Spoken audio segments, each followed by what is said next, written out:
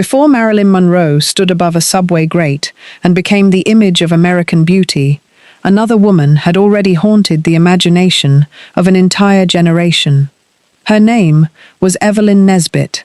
At the beginning of the 20th century, her face appeared in drawings, magazines, advertisements, and photographs. Men admired her, women copied her, artists studied her. She became one of the faces behind the famous Gibson Girl, the ideal woman of the age, with soft features, a graceful neck, a tiny waist, and thick, dramatic hair swept high above her head.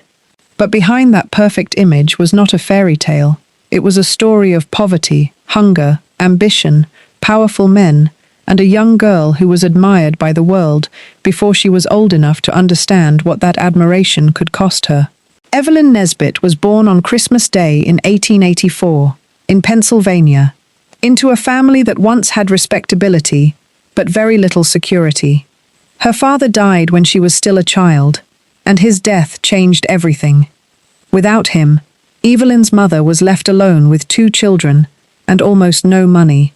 The family slipped into hardship quickly.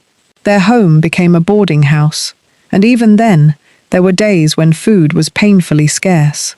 For Evelyn, childhood was not filled with comfort. It was filled with worry. She grew up watching her mother struggle to keep the family alive. There were meals so small, they barely deserved the name. Bread, mustard, and hope sometimes had to be enough. And like many children trapped inside poverty, Evelyn escaped into dreams.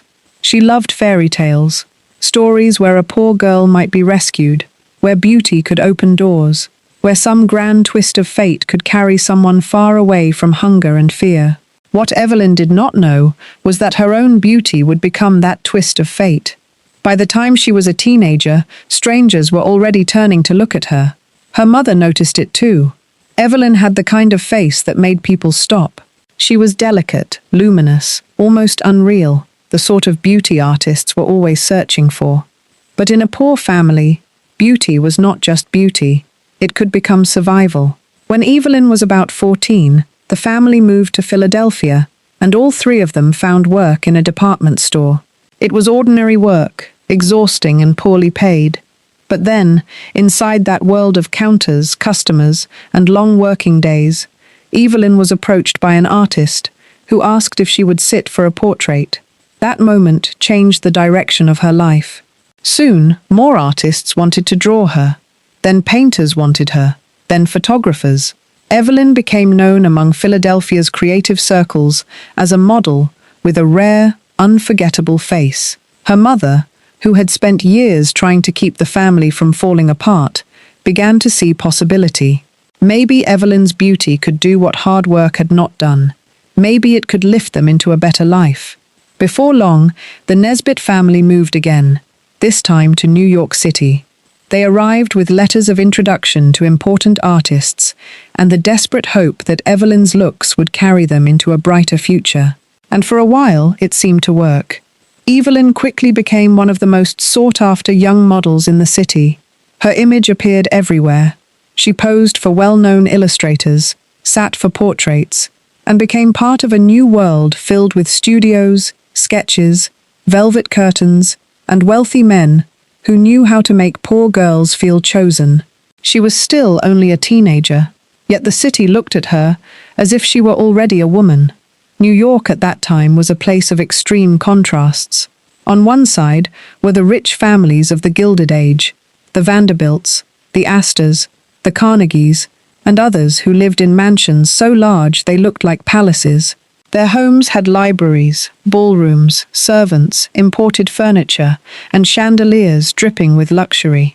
They did not hide their wealth. They displayed it like a crown. On the other side were families like Evelyn's, squeezed into small rooms, counting every dollar, hoping not to sink any lower. For a girl like Evelyn, the arts and the theatre were among the few doors that could open into that glittering world. A beautiful model might meet famous painters. A chorus girl might meet a millionaire. A poor teenager from Pennsylvania might suddenly find herself surrounded by flowers, invitations, gifts, and attention from men who could buy anything they wanted. So Evelyn stepped onto the Broadway stage. In 1901, she appeared as a Spanish maiden in the hit musical Florodora. It was not a starring role, but it placed her inside a world where beauty was currency, and young women were watched closely by rich admirers. The theatre was full of charm, but it was also full of danger. Men sent bouquets. Men offered dinners. Men promised careers, protection, and luxury. To Evelyn, it must have seemed like the beginning of the fairy tale she had once imagined. But fairy tales often hide monsters, and one of the most powerful men in New York was about to enter her life. His name was Stanford White. He was not just another admirer. He was one of the most famous architects in America, a man whose taste shaped the homes, clubs, and parties of the New York elite. He designed buildings that became landmarks, decorated mansions for millionaires, and moved through society like someone who belonged in every room. To the wealthy, Stanford White was a genius. To Evelyn, at first, he seemed like a guardian angel. He was older, charming, generous, and attentive. He helped her with connections, encouraged her career, paid for lessons, and filled her world with books, dinners, and grand promises. Her mother was impressed that such an important man had taken interest in her daughter. After years of poverty, Stanford White seemed like exactly the kind of powerful protector Evelyn needed. But behind his kindness was something darker. Evelyn was young, beautiful, and vulnerable. Stanford White knew that. And the glittering world he opened before her was not free.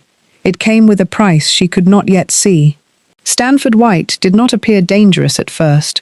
To Evelyn Nesbit, he seemed warm, funny, generous, and almost fatherly.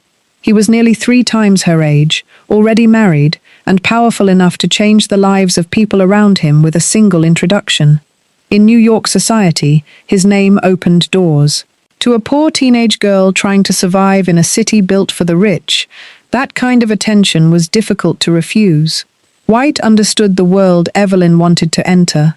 He knew the theaters, the artists, the clubs, the wealthy patrons, and the men who controlled opportunity. He paid for music lessons, gave her books, helped her meet important people, and treated her as if she was something rare and precious. After years of hunger and uncertainty, Evelyn was suddenly being carried into rooms she had only imagined. Her mother saw it too. Mrs. Nesbit had struggled for years to keep the family alive, and now one of the most influential men in New York was helping her daughter. To her, Stanford White looked like salvation. He moved the family into better surroundings, covered expenses, and behaved like a protector. It seemed almost impossible to question his motives. Men like Stanford White did not usually take an interest in poor girls unless fate had decided to be kind. But fate was not being kind. White's private world was very different from the elegant public image he showed society. He designed mansions, clubs, libraries, and grand buildings, but he also created hidden spaces for his own pleasure. One of the most famous was his apartment inside Madison Square Garden, close to the Rooftop Theatre. It was luxurious, secretive, and known only to a chosen circle. Behind its doors, the rules of ordinary society seemed to disappear. That was where Evelyn first saw the red velvet swing. It hung from the ceiling of White's studio, decorated like something from a fantasy. At one of his private gatherings, he encouraged Evelyn to sit on it while he pushed her higher and higher. As she swung through the room, she kicked through a Japanese paper umbrella placed near the ceiling. To a young girl, it felt playful, strange, and exciting. Evelyn later described it as childish fun, saying she had not understood that it might carry any darker meaning. That innocence was exactly what made the scene so disturbing. Evelyn was not experienced enough to understand the world she had entered. She had been poor, sheltered by necessity, and desperate for security. Stanford White, on the other hand, understood everything. He understood youth, vulnerability, poverty, ambition, and the power of attention. He knew how to make his interest feel like kindness. Then came the moment that would shadow Evelyn's life forever. When her mother left New York for a visit to Pittsburgh, she trusted White enough to leave Evelyn in his care. During that time, White took Evelyn to be photographed in rare Japanese kimonos from his own collection. The setting was beautiful, artistic, and expensive, exactly the kind of world Evelyn had been taught to admire. But according to Evelyn's later account, the beauty of that moment became a nightmare. She said White gave her champagne. After drinking it, her memory faded. When she woke, she was naked beside him. She was only a teenager, alone, far from her mother, and dependent on the very man who had harmed her. Afterward, White did not disappear from her life. Instead, the relationship became blurred and complicated. He continued to act as her benefactor, still charming, still useful, still impossible to fully escape. Evelyn knew she was not the only young woman in his orbit, yet she remained tied to him by fear, confusion, and the dangerous reality of her position. Because Stanford White was not just a man, he was a gatekeeper. He could make her career easier, or he could destroy her reputation. He could open the glittering doors of New York society, or leave her outside them with nothing. And for a girl whose family had once survived on almost nothing, losing everything was not a distant fear. So Evelyn kept moving through the world that had chosen her face and ignored her pain. She accepted invitations. She met rich men. She became admired, desired, and talked about. But beneath the glamour was a secret she could not easily speak aloud. And soon, another man would enter her life. One even more unstable, more possessive, and more dangerous than Stanford White. His name was Harry Thaw. After Stanford White, Evelyn Nesbit's life no longer belonged only to her. She was still young, still beautiful, and still surrounded by admiration.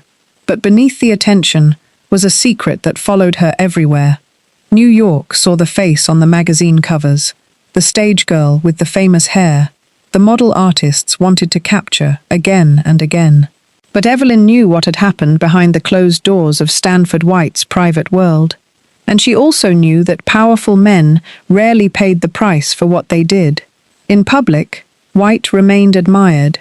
He was still the brilliant architect, the man of taste, the creator of grand mansions and glittering parties. In private, Evelyn understood that his kindness had never been innocent. Yet walking away from him was not simple. He had helped her career, supported her family, and placed himself at the center of her survival. To reject him completely meant risking everything. So Evelyn tried to keep her options open. She accepted attention from other men. Some were rich, some were famous, and some were simply eager to be seen beside the most beautiful girl in New York. She was invited to dinners, sent flowers, and treated like a prize. But one admirer seemed different from the rest. His name was John Barrymore. Barrymore came from a respected theatrical family, and unlike Stanford White, he was close to Evelyn's age. He was charming, talented, handsome, and part of the world Evelyn actually understood, the theatre. With him, she could laugh, she could talk, she could feel, for once, that someone was not looking at her only as a possession. For a brief moment, it seemed possible that Evelyn might have a real romance. But Stanford White did not approve. Neither did Evelyn's mother. To them, Barrymore was not the safe choice. He did not have White's money, White's influence, or the power to protect Evelyn from scandal. The romance was quietly discouraged, and eventually, Evelyn was sent away to a boarding school in New Jersey. Officially, it was for her own good. In reality, it helped keep her away from Barrymore, but another man was already watching her. During Evelyn's time in the Broadway show The Wild Rose, a mysterious admirer began attending performance after performance. He sent expensive bouquets of long-stemmed roses and hid behind a false name, calling himself Mr. Monroe. Evelyn did not know at first that the man behind the flowers was Harry Thaw, heir to a massive railroad fortune. Harry Thaw was rich, but wealth was not enough to make him respected. New York society considered him strange, unstable, and vulgar. He desperately wanted acceptance among the elite, but he believed Stanford White had helped keep him out of the circles he wanted to enter. That resentment hardened into obsession. To Harry, White was not just a rival. He was a symbol of everything that had humiliated him. When Harry finally revealed himself to Evelyn, she was not impressed. He lacked Barrymore's charm and White's polish. Worse, people already called him Mad Harry because of his disturbing behavior and history of instability. Evelyn found him odd, intense, and difficult to trust. But Harry did not give up. When Evelyn became seriously ill with appendicitis, Harry saw his chance. He paid for her medical care, sent gifts, and presented himself as the devoted man who would rescue her. He also understood something important. Evelyn's mother could be won over. By offering money and a luxurious trip to Europe, Harry slowly pushed his way deeper into Evelyn's life. Mrs. Nesbit accepted the offer. What she did not tell Stanford White was that Evelyn now had another secret protector. Soon, Evelyn, her mother, and Harry Thaw sailed for Europe. To Evelyn, it may have looked like another doorway into luxury, beautiful clothes, expensive hotels, and the kind of life she had once dreamed about as a poor little girl reading fairy tales. But Harry Thaw was not a prince. He was a storm waiting to break. And in Europe, Evelyn would discover that the man trying to save her could be even more dangerous than the man she was trying to escape. He also kept pressing her to marry him. Evelyn hesitated. There was something frightening beneath his devotion, something unstable that no amount of money could hide. Harry wanted to own her completely, and his obsession with her past began to grow. He demanded to know why she would not accept him. He pushed and pushed until Evelyn believed there was only one way to make him stop. She told him about Stanford White.